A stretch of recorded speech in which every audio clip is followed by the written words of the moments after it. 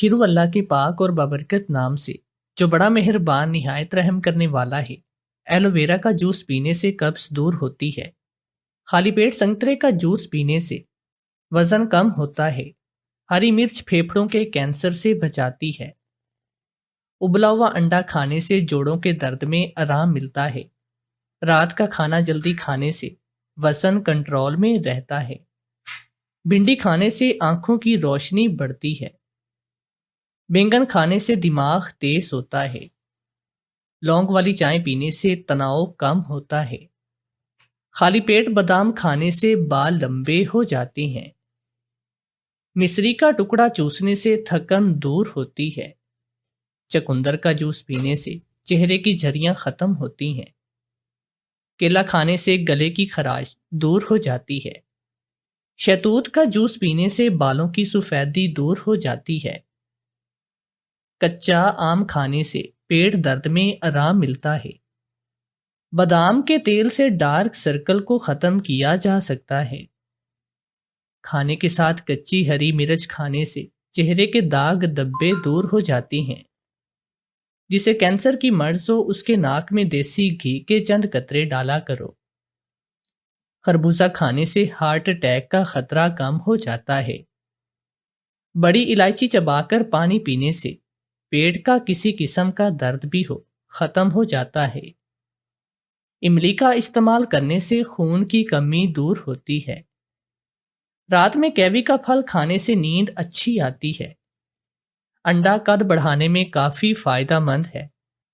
پنیر کھانے سے یادداشت تیز ہوتی ہے۔ ٹماٹر کھانے سے ہڈیاں مضبوط ہوتی ہیں۔ سنترا کھانے سے آنکھوں کی روشنی بڑھتی ہے۔ ہلدی وائرل انفیکشن کو روکنے میں مدد کرتی ہے۔ سفید تل کا استعمال بالوں کو چمکدار اور مضبوط بناتا ہے۔ باسی روٹی کھانے سے شوگر لیول کنٹرول پر رہتا ہے۔ پکی ہوئی کھجور کھانے سے ہڈیاں مضبوط ہوتی ہیں۔ چقندر چھلکے سمیت کھانے سے جوڑوں کے درد میں آرام ملتا ہے۔ جن کا دل کمزور ہو بادام کی گریاں چھلکے سمیت کھائیں۔ کچا امرود کھانے سے گیس اور قبض دور ہو جاتی ہے۔ بلڈ شوگر لیول کو کنٹرول میں رکھنا ہے تو روزانہ کھیرے کا جوس پیو۔ ٹماٹر پیلیا جیسی خطرناک بیماری کو دور کرتا ہے۔ گاجر ابال کر کھانے سے جسم میں خوبصورتی آتی ہے۔ گاجر کا گیندا کھانے سے آنکھوں کی نظر تیز ہو جاتی ہے۔ ڈائریا کی صورت میں مٹر کھانا نقصان دہ ثابت ہوتا ہے۔ پودینے کی چائے پینے سے سر میں درد میں آرام ملتا ہے۔ زیادہ نمک کھانے سے کڈنی میں سوجن آتی ہے۔ اسٹرابری کھانے سے گنج پن کی شکایت دور ہو جاتی ہے۔ پیٹ کی لٹکتی ہوئی چربی کو کم کرنا ہے تو رات کو 2 ٹکڑے گڑ کھا کر اوپر سے گرم پانی پیا کرو۔ پیروں کے تلووں پر ویکس لگا کر سونے سے چھاتی کا قبض پوری طرح سے دور ہوتا ہے۔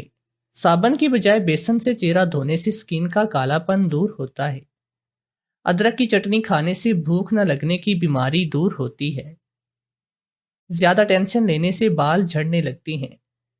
آلو کاٹ کر چہرے پر پھیرنے سے داغ دھبے دور ہو جاتے ہیں۔ میرا تعلق بھارتی ریاست اتراکھنڈ کے ایک چھوٹے سے گاؤں سے ہے۔ ہمارے گاؤں میں بڑی عجیب و غریب قسم کی رسمیں پائی جاتی ہیں، خاص کر شادی بیاہ کے موقع پر۔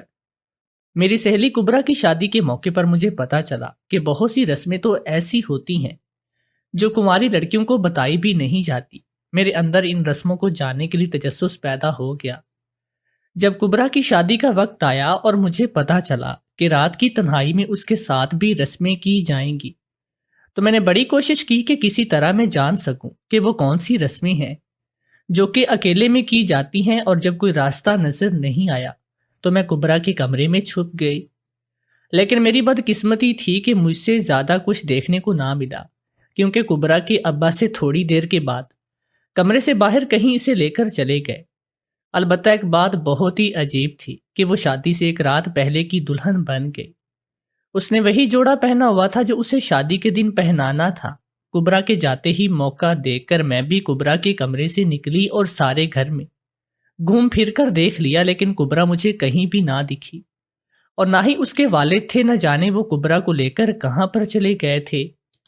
کبرا کی ماں اکیلی کمرے میں بیٹھ کر پھوٹ پھوٹ کر رو رہی تھی۔ جیسے ہی ان کی نظر مجھ پر پڑی اور اتنی رات میں کبرا کی ماں نے مجھے اپنے گھر دیکھا تو جلدی سے اپنے آنسو پونچھ لیے اور حیرت سے پوچھنے لگی، تم ابھی تک یہاں پر کیا کر رہی ہو؟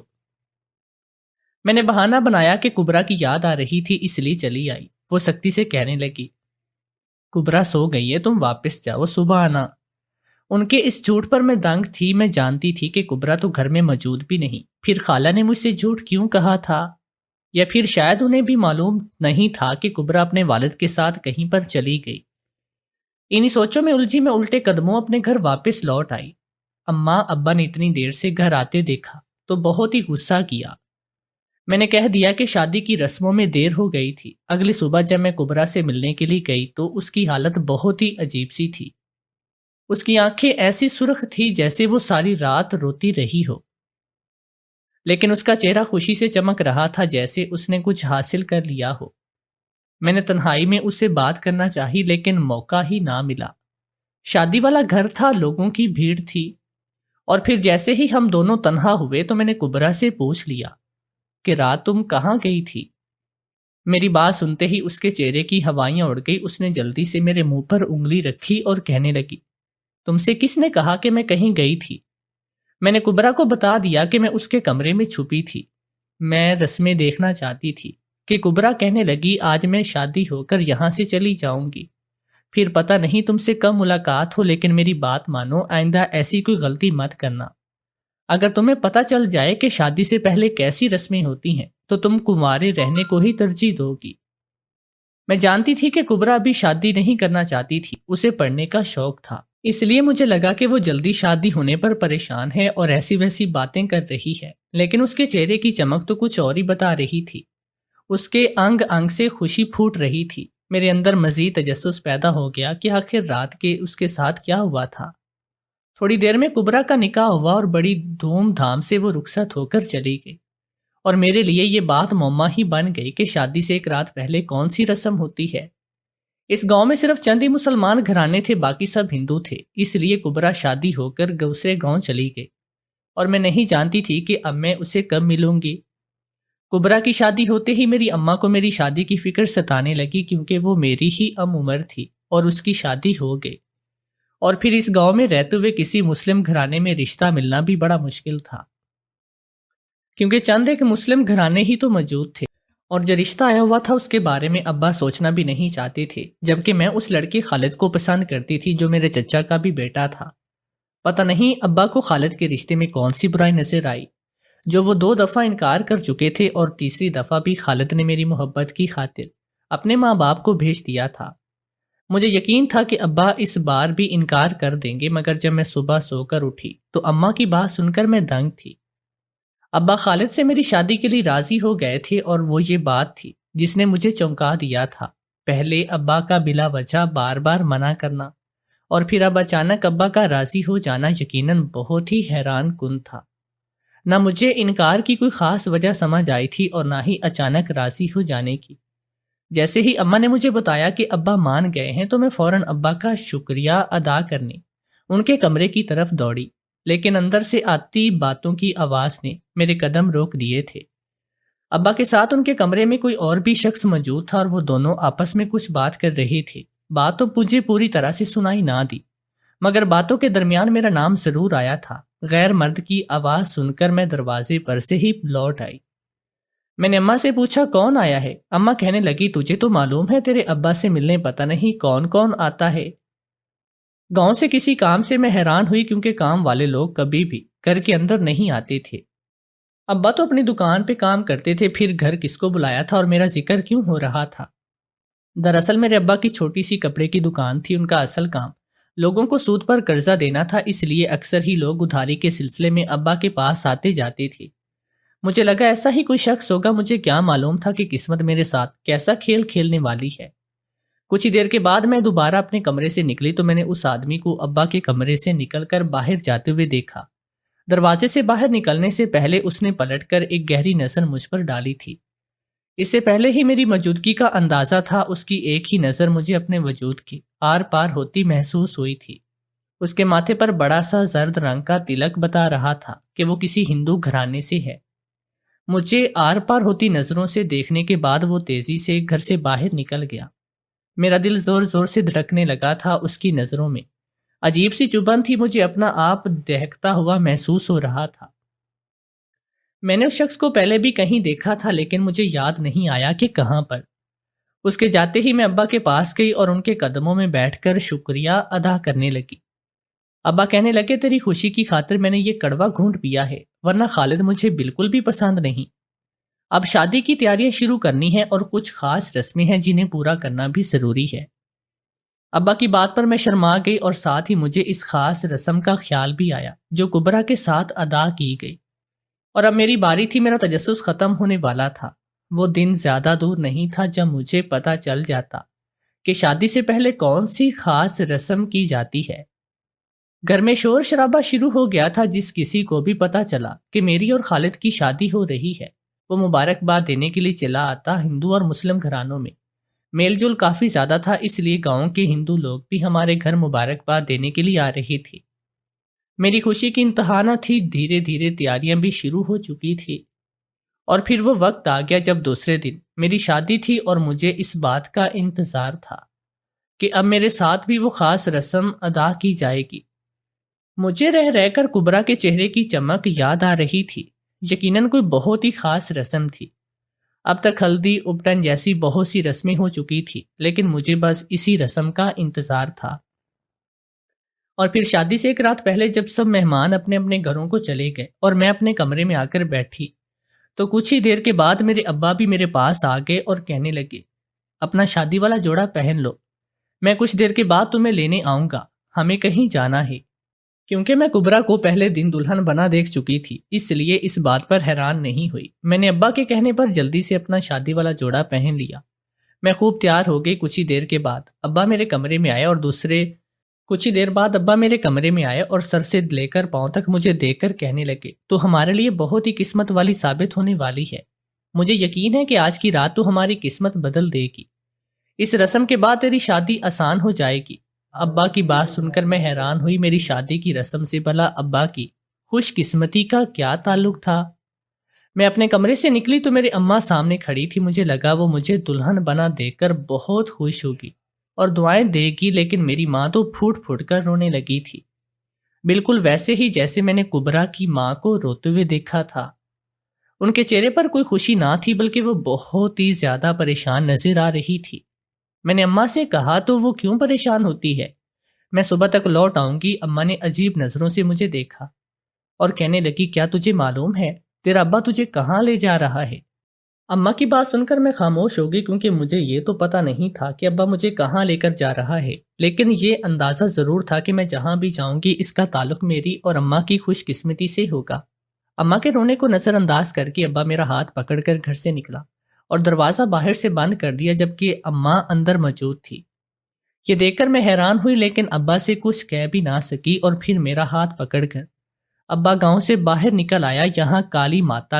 یہاں پر کالی ماتا کا ایک بہت ہی بڑا سا مندر بنا تھا۔ میں زندگی میں کافی دفعہ مندر گئی تھی، کیونکہ ہمارے گاؤں میں ہی 2 مندر تھے، لیکن ہمیشہ اپنے ابا سے چھپ کر سہیلیوں کے ساتھ گئی تھی۔ میری کچھ سہیلیاں ہندو بھی تھی اور وہ مجھے اپنے ساتھ لے جاتی تھی، لیکن اماں کی طرف سے مجھ پر سختی سے پابندی تھی کہ میں کسی بھی مندر نہیں جاؤں گی۔ مگر آج شادی سے ایک رات پہلے ابا مجھے مندر کی سیڑھیوں پر لائے تھے، اس لیے میں دنگ تھی۔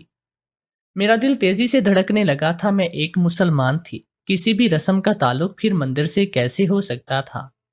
اور پھر میرے رہے سہے ہوش بھی اڑ گئے جب میں نے اسی شخص کو مندر کی سیڑھیوں کے اوپر کھڑا دیکھا جو روز ہمارے گھر آیا تھا۔ وہ تو دن کی روشنی میں ہی مجھے بری طرح سے خوف زدہ کر گیا تھا، رات کے اندھیرے میں تو اسے دیکھ کر میرے رونگٹے ہی کھڑے ہو گئے۔ ابا میرا ہاتھ پکڑ کر مجھے اس آدمی تک لے گئے اور پھر اسے کہنے لگے کہ کل اس کی شادی ہے، آج کی رات ساری رسمیں پوری کرو تاکہ ہماری ساری پریشانیاں دور ہو جائیں اور اس کی شادی دھوم دھام سے نپٹ جائے۔ وہ آدمی بہت ہی عجیب طرح سے مسکرایا اور کہنے لگا فکر ہی نہ کریں شیخ صاحب، ماتا کا ہاتھ آپ پر ہے، سب کچھ ٹھیک ہو جائے گا۔ آپ اسے صبح ہونے سے پہلے یہاں پر لے کر آ جائیے گا۔ ابا مجھے اس کے حوالے کر کے واپس لوٹنے لگے تو میں نے ابا کا ہاتھ پکڑ لیا اور کہا کہ میں یہاں اکیلی کیا کروں گی؟ ابا کہنے لگے تم یہاں اکیلی نہیں ہو، اوپر مندر میں کچھ پنڈت بھی موجود ہیں، پریشان ہونے کی کوئی ضرورت نہیں، میں خود تمہیں لینے آ جاؤں گا۔ میں نے تو روتے ہوئے ابا سے کہا، ہم مسلمان ہیں، پھر یہ ہندو میری رسمیں کیوں کریں گے؟ ابا نے جواب دینے کی بجائے زبردستی مجھ سے ہاتھ چھڑوایا اور مجھے اس آدمی کے حوالے کر کے واپس چلے گئے۔ میری جان ہوا ہونے لگی تھی، مجھے سمجھ میں نہیں آ رہا تھا کہ آگے کیا ہونے والا ہے۔ وہ آدمی مجھے کھینچے ہوئے مندر کے اندر لے گیا جہاں کچھ پنڈت موجود تھے اور ایک بڑے پنڈت کے آگے بٹھا دیا گیا۔ اس نے میرے دونوں ہاتھ پکڑ کر لکیریں دیکھنا شروع کی اور پھر ساتھ ہی ساتھ کچھ منتر جنتر بھی پڑھنے شروع کر دیے۔ یہ سارا منظر مجھ پر ہیبت طاری کر رہا تھا۔ کالی ماں کی بڑی سی مورتی، رات کا اندھیرا اور بہت سے ہندو مردوں کی موجودگی نے میرے تو قدموں تلے سے زمین بھی نکال دی۔ مجھے بالکل بھی اندازہ نہیں تھا کہ اس کے آگے میرے ساتھ کیا ہونے والا ہے۔ کچھ ہی دیر کی پوجا پاٹ کے بعد وہ پنڈت کھڑے ہوئے اور کہنے لگے، تو اپنے شوہر کے لیے بڑی خوش نصیب ثابت ہوگی۔ اب تیرے قدم تیرے شوہر اور تیرے باپ کے لیے لکشمی ہی لکشمی لائیں گے۔ یہ کہہ کر وہ پنڈت وہاں سے چلے گئے اور پھر وہ آدمی مجھے مندر کے پیچھے ایک جگہ لے گیا۔ اس ویرانے میں سوائے اندھیرے اور جھاڑیوں کے اور کچھ بھی نہیں تھا۔ میں نے گھبرا کر اس سے پوچھا کہ مجھے یہاں پر کیوں لائے ہو؟ مجھے گھر جانا ہے، اب تو تمہاری پوجا پاٹ بھی ختم ہو گئے۔ وہ ہنس کر کہنے لگا، یہ پوجا پاٹ تو بس ایک دکھاوا ہے تاکہ کل کو کبھی تو میرے خلاف اپنا منہ کھولے تو پنڈت میرے حق میں گواہی دے سکیں گے، یہ گاؤں والوں کو بتا سکیں گے کہ تو یہاں صرف پوجا کے لیے ہی آئی تھی، اصل میں تو یہاں تو مجھے اپنے مقصد کے لیے لایا ہوں۔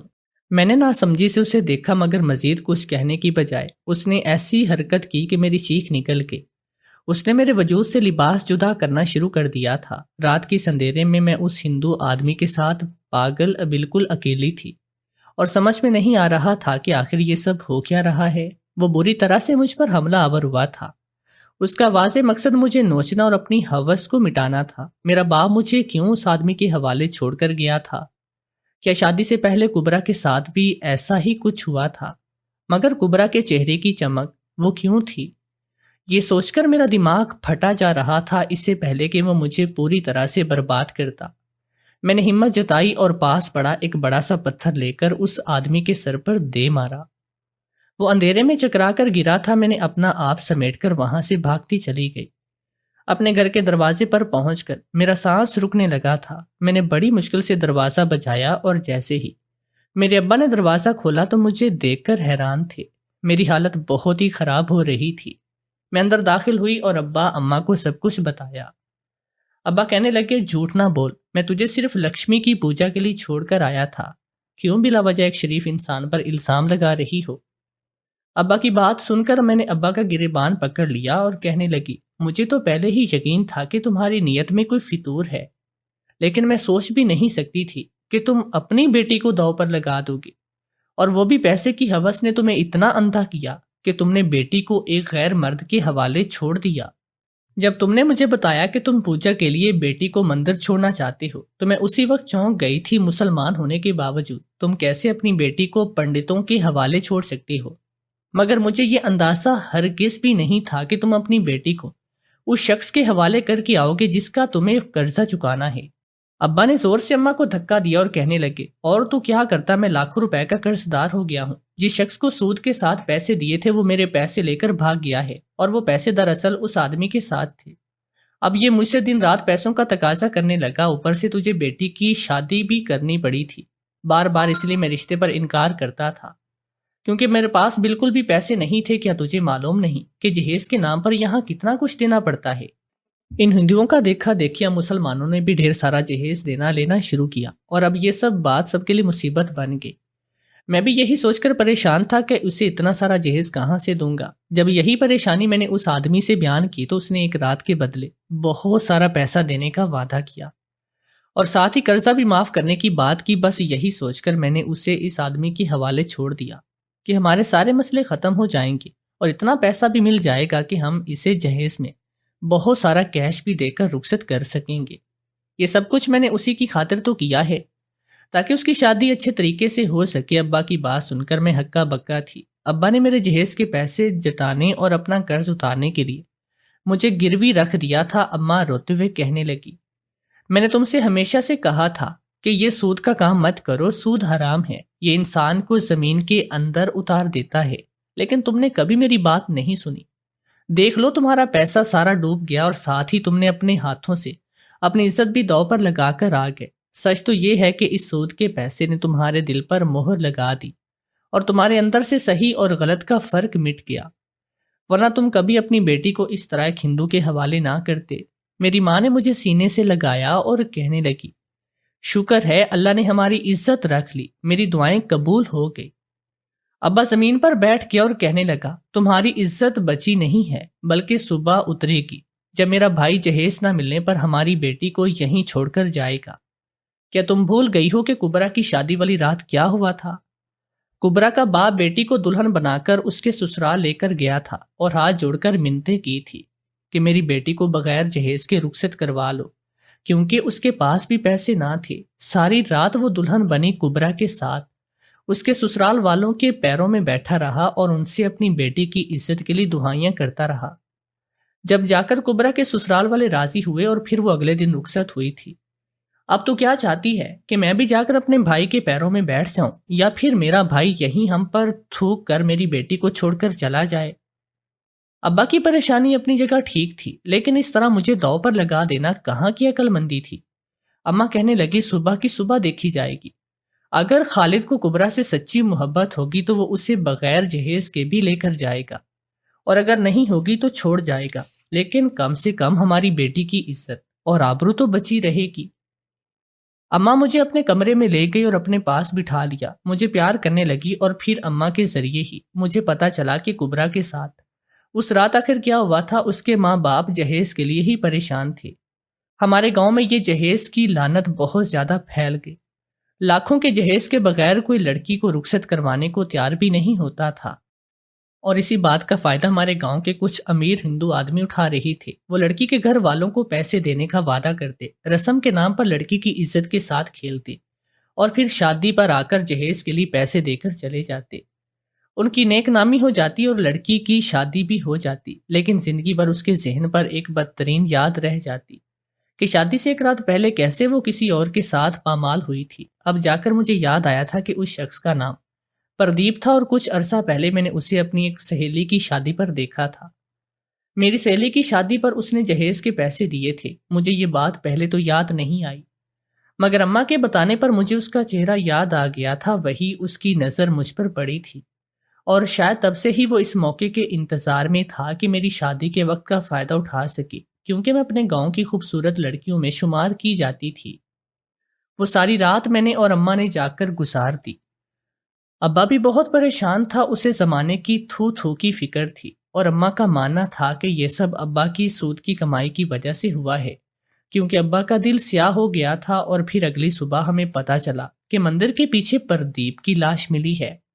رات اسے کسی سانپ نے ڈس لیا، گرنے کی وجہ سے اس کے سر پر چوٹ بھی لگی اور خون بھی بہت زیادہ بہہ گیا تھا۔ پردیپ کے مرتے ہی ابا کے سر سے خود بخود اس کے قرضے کا بوجھ اتر گیا۔ ساتھ ہی اس بات کا سکون بھی ہو گیا کہ رات کو جو کچھ ہوا اس کے بارے میں کسی کو خبر نہیں ہو سکے گی۔ ابا کو اس بات کا احساس بھی ہو چکا تھا کہ سود کا کاروبار انسان کو صرف برباد ہی کرتا ہے۔ ابا نے توبہ کر لی تھی، اب وہ کسی کو سود پر پیسے نہیں دیں گے۔ خالد اور اس کے گھر والے برات لے کر آئے تو ابا نے انہیں بتایا کہ ہمارے پاس جہیز میں دینے کے لیے کچھ بھی نہیں۔ یہ سن کر خالد کے گھر والے تو بہت ہی زیادہ بگڑ گئے اور کہنے لگے کہ بغیر جہیز کے ہم رخصتی نہیں لیں گے۔ لیکن خالد کھڑا ہو گیا اور کہنے لگا کہ مجھے جہیز کے نام پر ایک دن کا بھی نہیں چاہیے، میں اپنے دم پر کما کر اپنی بیوی کو ہر آسائش دے سکتا ہوں۔ اس نے پہلی بار گاؤں کی اس فرسودہ رسم کو توڑی اور مجھے بغیر جہیز کے اپنے ساتھ رخصت کروا کر لے گیا۔ خالد کی ہمت کے بعد گاؤں کے دوسرے لڑکوں نے بھی ہمت دکھائی اور جہیز کے خلاف کھڑے ہونا شروع ہو گئے۔ جیسے ہی جہیز کی برائی نے دم توڑنا شروع کیا، ویسے ہی وہ ہندو آدمی بھی اپنی گندی نیتوں کے ساتھ پیچھے ہٹ کے، جن کا مقصد لوگوں کو غریبی کا فائدہ اٹھانا تھا اور رسموں کے بہانے ان کی عزتوں کے ساتھ کھیلنا تھا۔ آج میری اور خالد کی شادی کو 1 سال ہونے والا ہے۔ میں اپنے گھر گھرستی میں بہت خوش ہوں، لیکن آج بھی جب مجھے وہ رات یاد آتی ہے تو میرے رونگٹے کھڑے ہو جاتے ہیں۔ کیا آپ لوگوں کو نہیں لگتا کہ ہمیں جہیز کی رسم کے خلاف آواز اٹھانی چاہیے؟ جہاں کہیں بھی یہ رسم رائج ہے، وہاں لڑکیوں کے والدین بہت زیادہ پریشانیوں کا شکار ہیں۔